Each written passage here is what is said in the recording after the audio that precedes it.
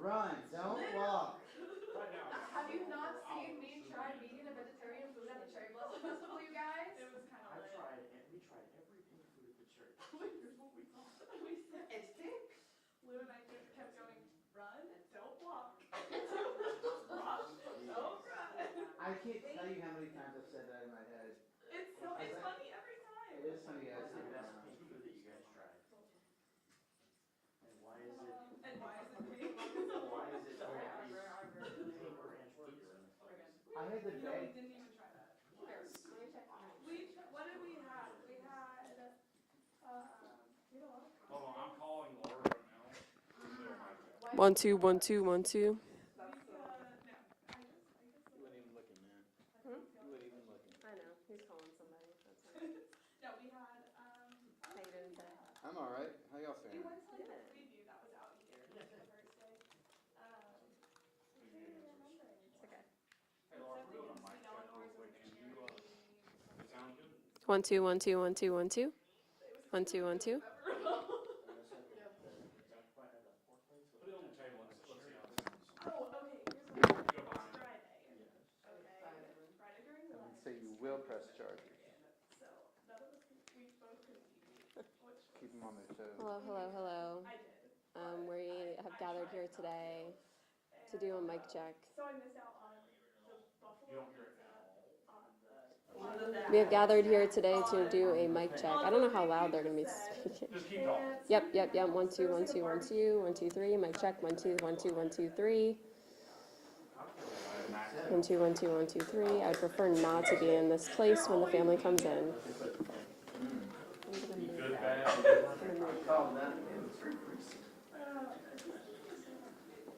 Switch to the, I was just checking. Well, I was looking at the camera. I'm good. More of the background sound. Let that roll. No, but I finally got my stadium hot dog. How was it around? I got 2. So focused on That's their $2. I had to make up for the I got last to time. put this on the table. No, we Good morning. Good morning. Maggie says stick with stick with example. So, can we stick with it? Caleb, my friend has got receipts. So we were not like our.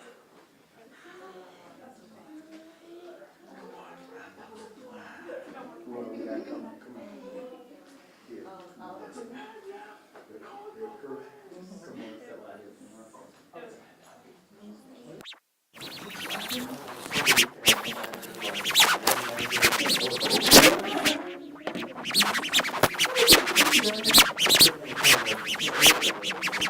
They came for the weekend? Yeah. They're running Saturday, monsoon. That was terrible. I had to drive over that shit. 1 2 1 2 1 2. 1 2 1 2 1 2. Mic check. 1 2 3 1 2 3 1 2 3 1 2 3. We went on a movie ride, the goldfish was over. Testing. 1 2 3 1 2 3. Mic check. Mic check. Mic check. Go back to it. That's, I asked myself the same thing. You always just have an answer on those women. And I think like he's telling us, it's like. You just tell me what the right Crazy with me. love we like is. Okay. Alrighty. You're the best man. Appreciate it. Thank you.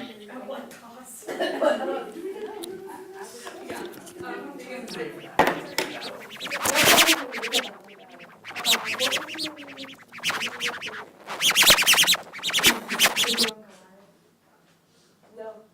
Oh wait, I did, yes, I went on the land twice, it was the last one we went to. You know, Mom said that she was good, I got spooked. Yeah. They didn't go quiet when I was talking about Melissa. Everybody who went. Grant, have you ever been to Six Flags? Oh, yeah.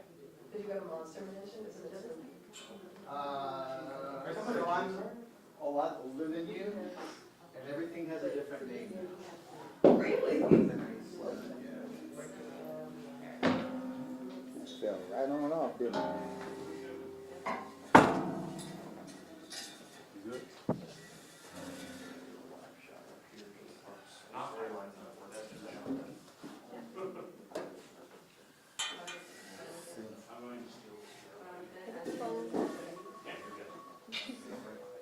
Right at 10:33. Yeah, because, Oh, the meeting?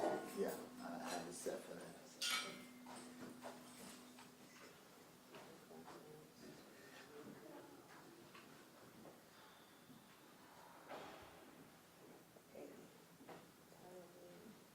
You got it? How far around are they? Yeah.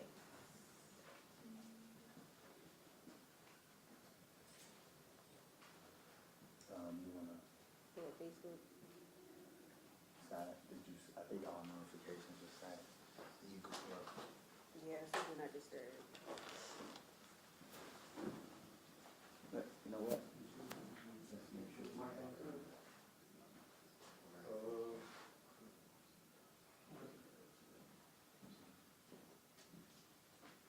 You stand right there. Okay. I will not move on. Yeah, because I think if you come in. Yeah.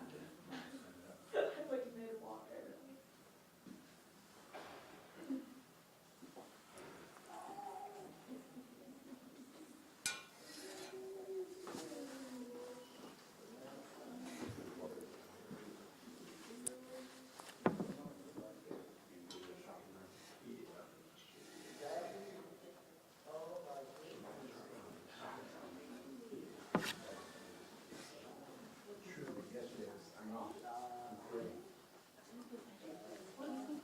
This one in your pocket, I can hide it a little bit. Sure. Yeah, it's just a microphone.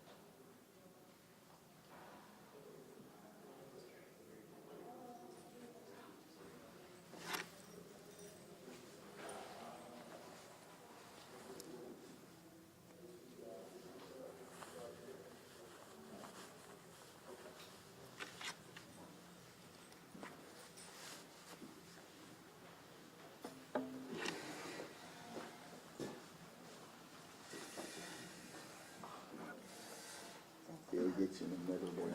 Yeah. Right there. And then, let's get, you're right here, let's get, y'all come on up. Come on up. Let's get, yeah, you. I think we need a couple of chairs. What's your name? Yeah, come on in here.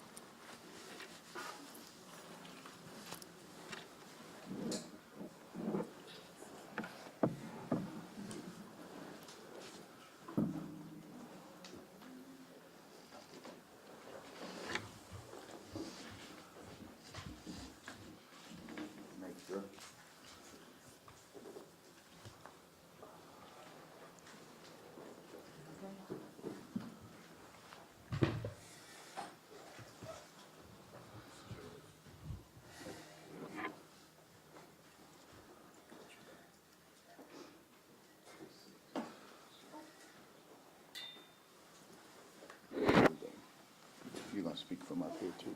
Yeah.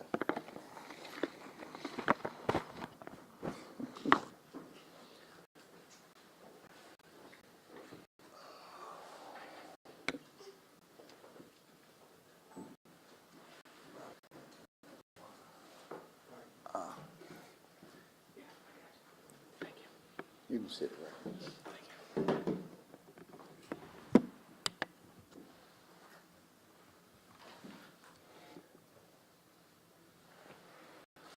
All right. Well, good morning, everyone. Thank you all for being here. I'm attorney Mawali Davis with the Davis Bozeman Johnson Law Firm, and unfortunately, we're having to have this press conference as a result of yesterday's announcement from District Attorney Howard that there would be no criminal charges brought against any of the detention officers involved in the death of Stephen Fossett. We are here. I am joined by our co-counsel, Attorney Nathan Fitzpatrick, the family, Mrs. Paula is here with the entire family, and our investigator Hicks.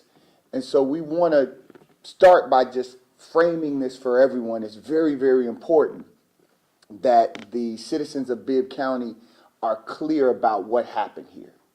So one of the things that you learn very early on, not even in law school, just in life, is that if you start out with a foundation that is not solid, that ultimately you'll end up with something that is built on sand. That's what has happened here from the very beginning, that this investigation was in fact started out very, very faulty, and we have to highlight for the citizens so that everyone is clear about exactly how faulty this was, because this could happen to your loved one. You could be in this same position. So we begin first with the reality that unfortunately the report that was released yesterday did not lay out the real fact that the sheriff never alerted District Attorney Howard. We have to begin there, that this was always an inside job, that the sheriff was committed from the very beginning to not informing District Attorney Howard. In fact, she admits the way she found out was through our advocacy and this family's advocacy. We know that our investigator reached out to her office to try to alert her, but this was never about the sheriff being transparent and going to her and saying, hey, we have a in custody death that we're going to need to turn over to you. Secondly, the GBI was not called in by the sheriff. What we know as best practices is when there is a death in custody at the hands of law enforcement, that the best practice is to call in an outside agency and not to investigate it yourself if you are committed to transparency. We know that that didn't happen. And so we want to make it clear that from the very beginning, this was a decision made by the sheriff that he was going to do an internal investigation, and it wasn't until the district attorney found out through this family's efforts that she had to reach out to him and say what's going on, and then she became involved. So that's the starting point. So when you start there, I think the citizens of Bibb County should be very concerned about that process. You can demand that your elected official change that process. You can commit to ensuring that this never happens to another family so that they're not left wondering why or how this happened. So what did we learn on yesterday when we met with District Attorney Howard? Myself, along with Investigator Hicks, and his mother were present, and they talked about the tasing, the amount of tasing, that it did not exceed the 15 seconds that the training allots. That doesn't mean that it didn't contribute to his death. It just meant their protocol says that you can tase someone up to 15 seconds continually, and that you should not exceed that amount of tasing. So he was at, they say, 13, maybe 11 seconds. Again, it does not state that that did not contribute to his death. In fact, the expert on his death would be the medical examiner, not the district attorney, who did not have an opportunity to interview any witnesses. So I want us to be very clear. The district attorney received interviews from the sheriff's department and then reviewed those interviews, reviewed the body cam footage and the taser reports, but not one person involved in his death was ever interviewed by anyone from the district attorney's office. That is a review, not an investigation. That's the reality of it. And it can be for a number of reasons. And so, again, we know many district attorneys don't have the capacity. We have a case right now where in Alabama where the district attorney is having to rely on another agency. But the agency they're relying on is not the agency accused of the wrongdoing. And so that's what makes this one even more complicated and alarming. Another issue that you see throughout the report is this synthetic marijuana. It's almost as if the synthetic marijuana is like having a cigarette inside of the jail. Like, it's so commonplace.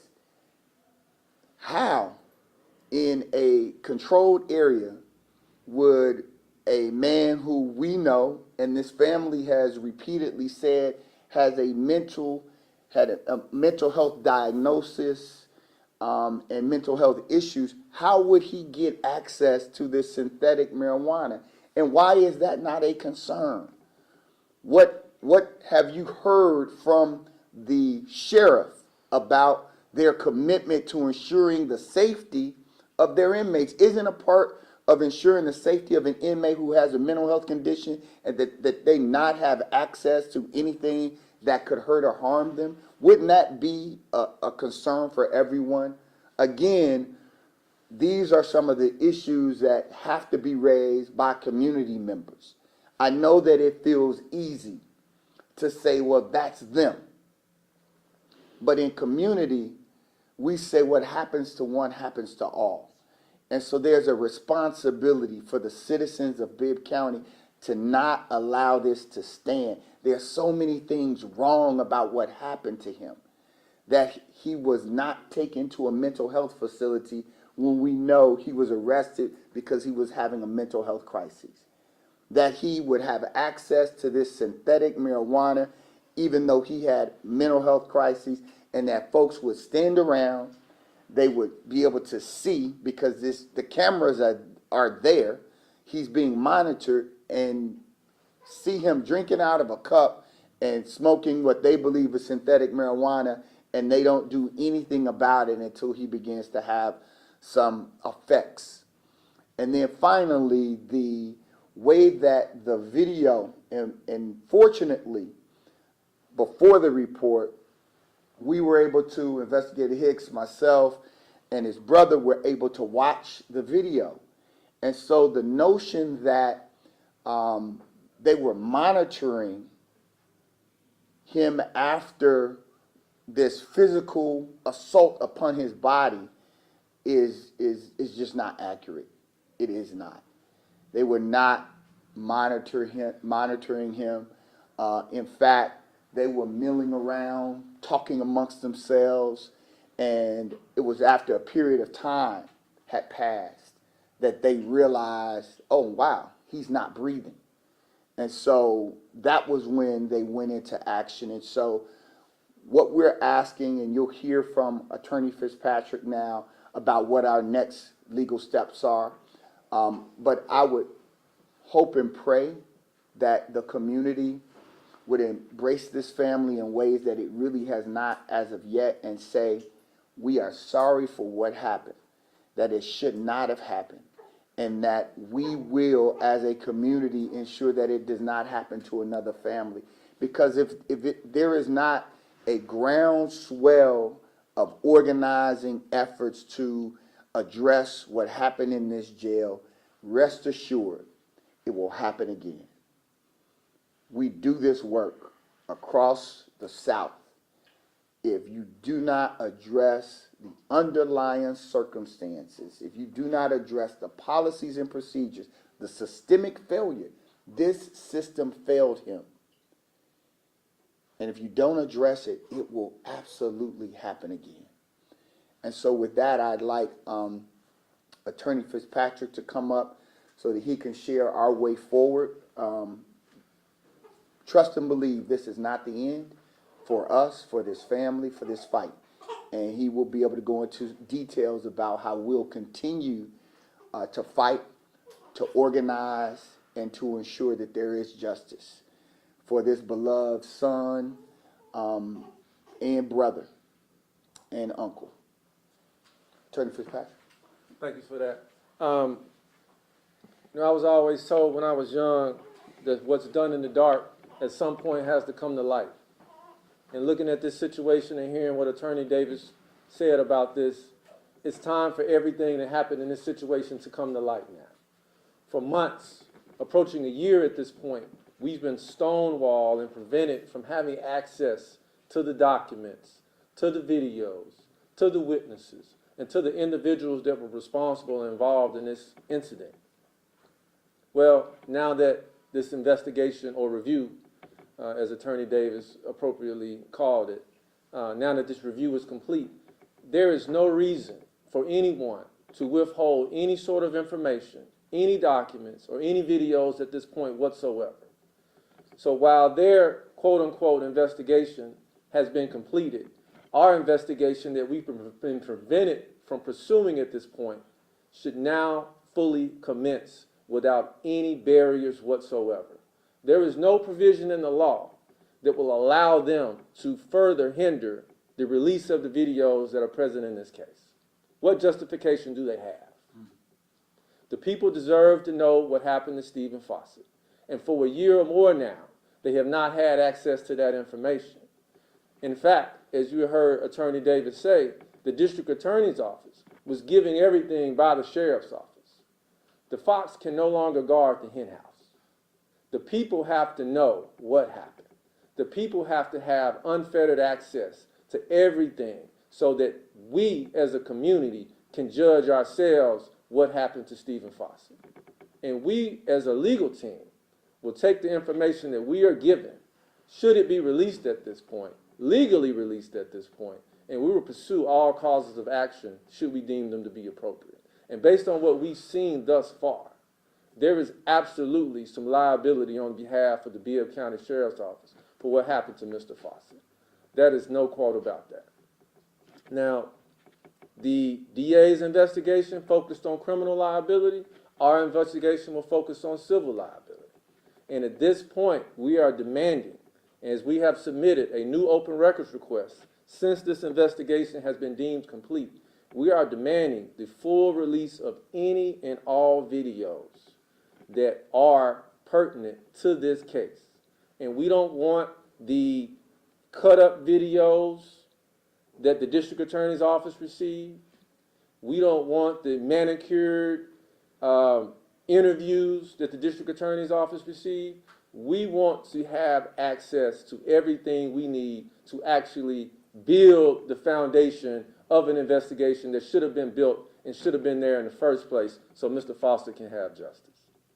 That is what we're demanding. That is what we're seeking. We are not done here. We are not giving up on this young man, and we are not giving up on this family. we will pursue justice for him. We want to provide the family an opportunity to just share what they have been experiencing. And again, yesterday was a tough day for mom and for the family. But we are grateful and we are honored that our firms are able to represent a family who is full of faith, rooted in faith. And again, it's the prayers of this mother who has kept all of us going. And so we just want you all to hear from them, and we'll answer any questions you might have. I'm going to move the microphones over so that she can remain seated.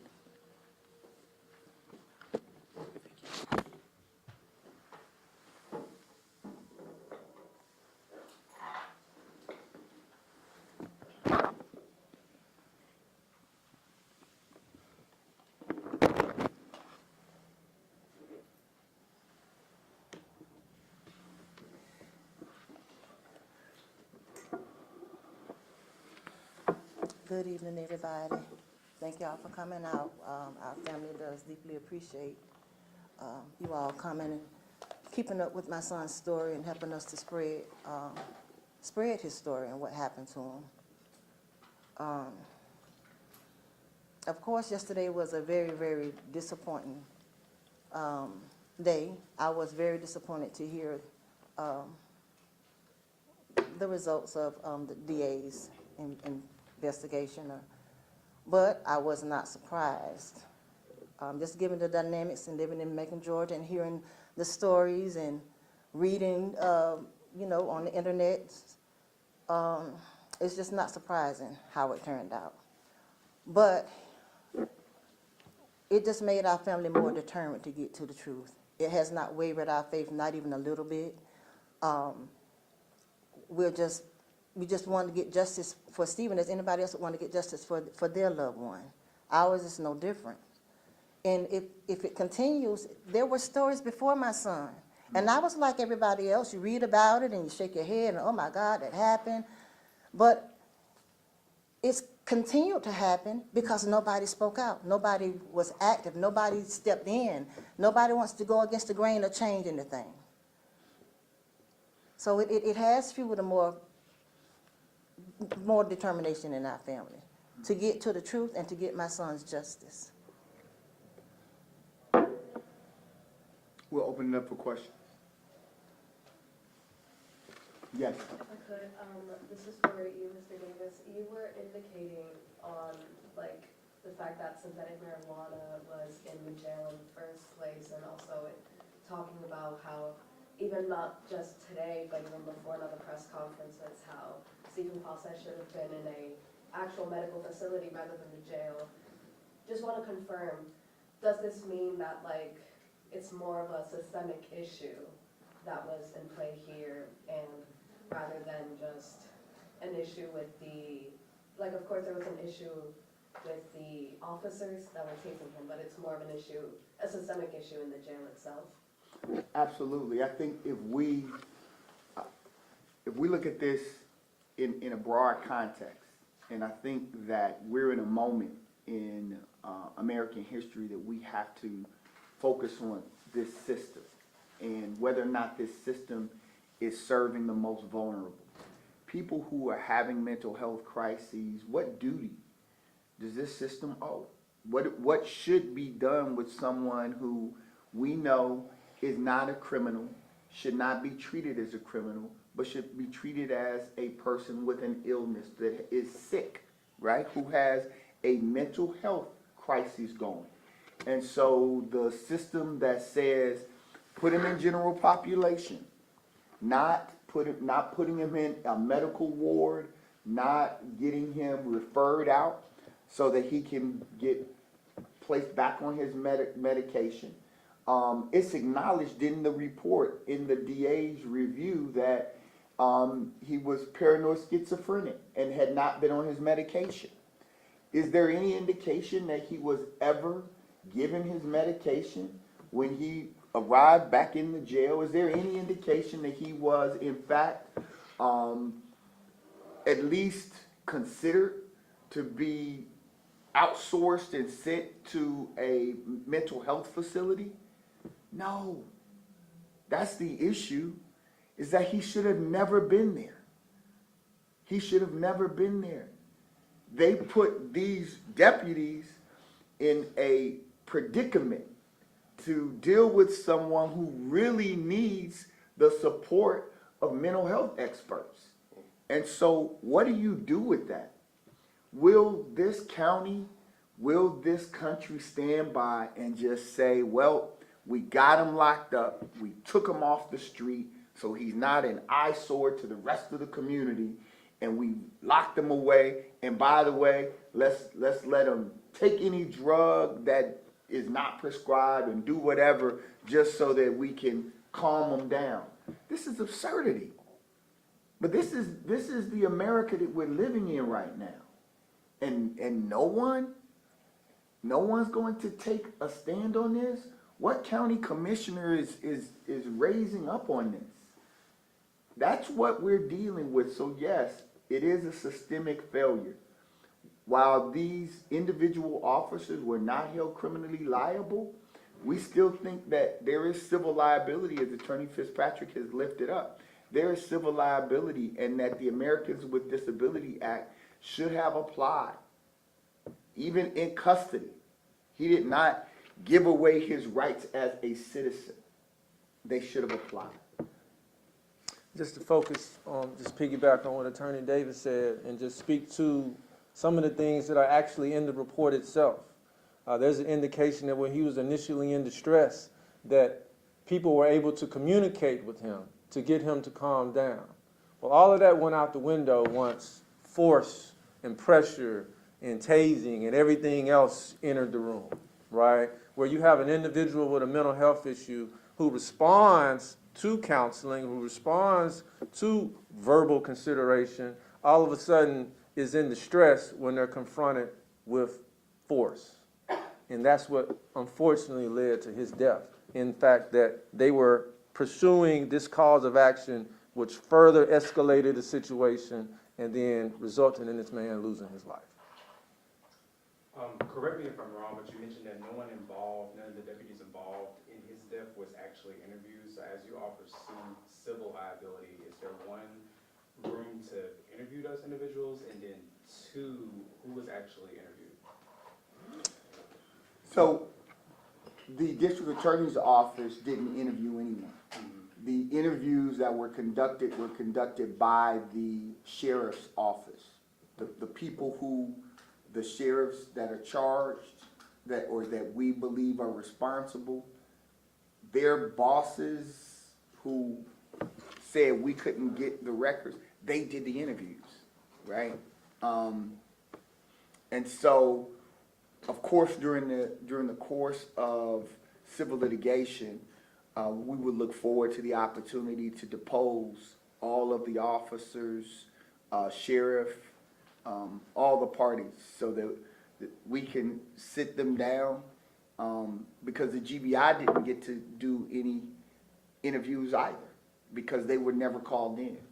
And when the district attorney's office requested the GBI come in, the GBI made clear it's too late. You know, basically, we don't want a part of your mess. Right. You started this, now you know, months later, it's too late to call us in because the whole situation has been tainted by your involvement. That's the truth of the matter. We have the letter where the DA, to her credit, said, GBI, won't you get involved? And GBI says, no, too late now. This madness is already, this train has already left the station. What can we do but try to clean up? And unfortunately, what appears to even be, sanitized. When I look at the report, let's just be honest. You weren't called in. In the very first 3 lines of the report, or the review, you weren't called in by them to help. You had to call them, let's expose that. Let's talk about that. So that back and forth is in the report between Howard and the GBI?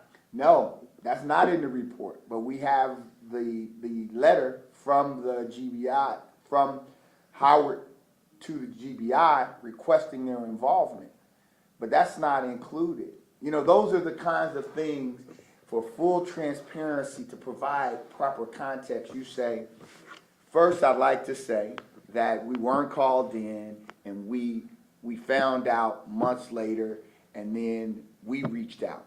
Second, they never called the GBI. Why are we telling you that? Why shouldn't that be in the report if it's, you know, part of for full transparency? And the sheriff at this point, he can make the statement, yeah, I didn't call him in. You know, he can explain why. I didn't call the GBI, explain why. I'd like to open this up to both the legal team and the family. And from what I understood, some of the videos you guys watched yesterday, pretty disturbing. What were some of the things that stood out to you, and just what were those initial emotions? So we didn't watch the video yesterday. We watched it in a previous sitting. Myself, investigator, we were all there. You know, anyone want to share what you want to talk about what you saw, brother? That's pretty hard to talk about, man. What I saw was, you know, like I said before, man. I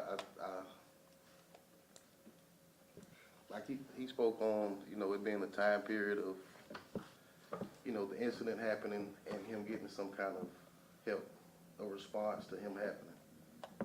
It's a pretty big gap of just sitting there watching your brother die, you know, while others stand around and eat chips standing next to him while he died. You know, that's tough to watch. You know, you play on your phone, I'm watching it on the screen, he's going, what are y'all doing? You know, it's tough to watch. You know, the other stuff that really doesn't matter to me, you know, honestly, that part, you know, can't get that out of my head. How long did it take, would you say, for them to start acting, to give them help, to give your brother help?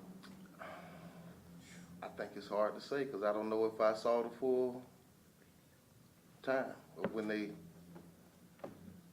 put him on a gurney to his passing was, you know, in the moment it felt like forever. So I can't say, you know, I was sitting there 5 minutes, 8 minutes, 7 minutes, but it was in that ballpark, I believe. But it felt like, you know, felt like a year sitting there watching it. Yeah, I think what he's talking about more than anything is just a disregard for human life, right? There was this incident, and then after the incident, everybody's just like walking around, milling around, as Attorney Davis said, almost breathing a sigh of relief, like, oh, that's over. But yet, Mr. Fossett is still on the gurney, still in distress, and at that point, his life is leaving his body. I mean, he's sitting there dying. And, you know, he says 5, 7, 8 minutes. From what I recall, it was almost 10 to 15 minutes. Yeah. You know, they were basically just hanging around in the medical unit, just shooting the breeze, and all of a sudden somebody said, hey, this guy's not breathing no more. And then all of a sudden pandemonium breaks out. You know, if the videos are released, you guys can see this. You know, that's something we can time. That's something we can look at. That's something we can accurately tell you. But the fact of the matter is, we haven't been given access. You haven't been given access. The public deserves to know all of these things. I know from experience, often when you ask them for things like you're seeking, the excuse is it's part of an active investigation and therefore not open to open records. Your contention, as I understand it now, is that since they say there's no case to be made, that's not a real argument, right? No, it's no longer an argument whatsoever. And since this investigation has been, quote unquote, concluded, we have resubmitted our open records request, and we expect to receive everything at this point. So one big open records request, or like a bunch of them? I mean, give me a sense of how much and what you're asking. Yeah, we want everything from everybody, from the GBI, from the District Attorney's office, from the Bibb County Sheriff's office, from the Taser manufacturing companies. We want all the information that is available in this case, and we want it released pronto.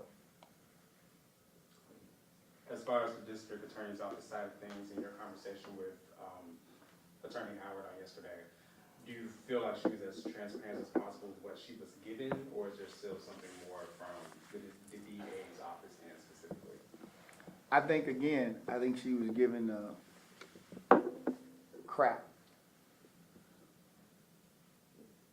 She was just given trash. And I wish she'd call it like that, but she was just, what was she given? She was given some coworker investigating another coworker. You know, people who watch each other's back, who go to each other's barbecues, eat at each other's dinner tables, are investigating each other. And so here are the statements. And then, you know, here are the videos that they chose to pull, to download, you know. Edited, not in full format, right? You know, what we saw was basically a number of different videos that were kind of strung together in succession. And it was presented to us, well, that's what I received. Well, any person looking at this can see that, no, this isn't the full beginning, this isn't the full ending. You know, there's more to be had here. So the evidence that she was given was cherry-picked. We need it all. I mean, this family deserves it all, from the beginning to the tragic end. And we've gone through this with families before. We've watched hours of jail videos before, in cases, because it's what we have to do, is what being thorough requires. And when a life is taken, I mean, we can't take shortcuts. We can't. And so that is what's driving us, is Stephen was a human being, and we want the world to know that, and we won't stop. I know you guys mentioned you're focused on civil liability at this point. Can you confirm that you're actually planning to file a lawsuit in the near future? Are you planning to sue? The first step is that we have to submit what's called a presentation of claims to the county. You know, we're hopeful that they will comply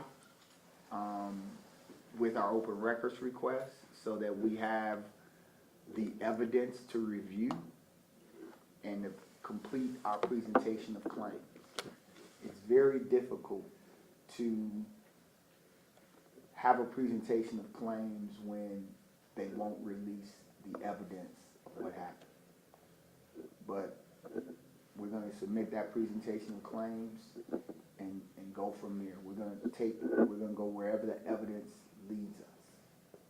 Do you have an idea of when you're trying to present that back?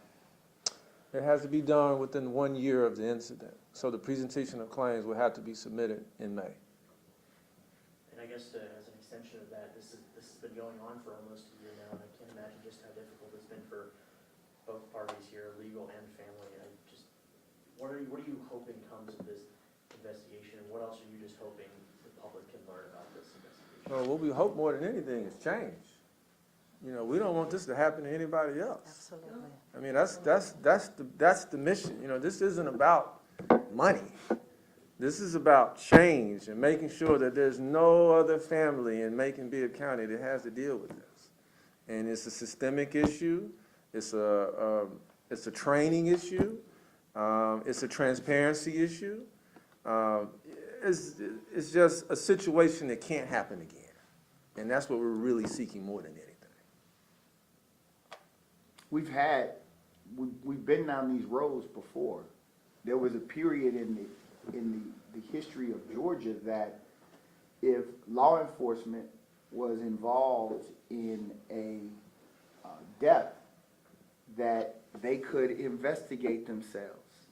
And the death of Kevin Davis, one of our clients in DeKalb County, with the pressure of family and community, that led to the change, the policy change of saying the GBI needs to be brought in. We hope that Stephen's passing will at least result in a change across the state where if someone dies in custody under these kinds of circumstances, that they will have to bring in the GBI and not do an internal investigation. That's the kind of thing that we needed to have happen down at the Gold Dome over the last 40 days when they're passing all of this other stuff. That's something that can be implemented that safeguards everyone. If transparency is what the American people and Georgians believe is important, then legislate it, make it so. And so that's, the effort. It's not just right now, but what does the future look like in terms of how these kinds of matters will be handled? And then what is the responsibility when someone comes in with a mental health diagnosis? Remember, he wasn't brought into the jail for any violent offense. He wasn't brought into jail because he was, robbing, stealing, killing. He was brought into jail really because he was having a mental health crisis, and it was just a simple criminal trespassing. Just that, right? That says, I need help. What will the policy and procedures be going forward when someone in that condition needs help? Can we build an alternative than putting them in jail? These are some fundamental questions, and we have the resources. How will we use them? Does it mean enough? And just to confirm, especially when y'all were hired and y'all were going through the process of looking into the investigation, like the video footage and the interviews, especially like the video interviews and stuff. And since you mentioned that you got bits and pieces of the full Stephen Fossett dying in custody thing, you've never received the full video and never received video of the interviews of the deputies that tased him? No, nothing has been released by the sheriff's office today. The only thing that's been released was an initial incident report that was prepared, one pager that was prepared shortly after his death. That's it. Everything that we've seen, we saw with the district attorney's cooperation, and thanks to her for that. Right. But other than that, the sheriff's office has not released anything. I say again, she was put in a very bad position by not being called initially. She set us down, showed us what she had. She did a review of what she was given, and now we sit here, ready to keep going. Again, we want to thank. I know the family wants to thank everyone who has been supportive, praying for them. Obviously, a very, very difficult time, and we just ask that you would continue to pray for us as well. Pray for those of us who choose to support and fight with these families, because it's a lot to see a family go through what they've gone through and to not get the answers that they're seeking and that they deserve and that we all deserve. And so thank you all for continuing to lift up his name, continue to tell his story, so that hopefully we will have full and complete transparency in the coming days. And we will update you 7 days from now as to whether or not the sheriff has complied with the open records request law. Right? There is a law that we have triggered by sending our open records request. And so we hope that they will comply with the law. And we'll update you 7 days from today on whether or not there has been compliance with the law. If there hasn't, you receive a statement from us. Thank you.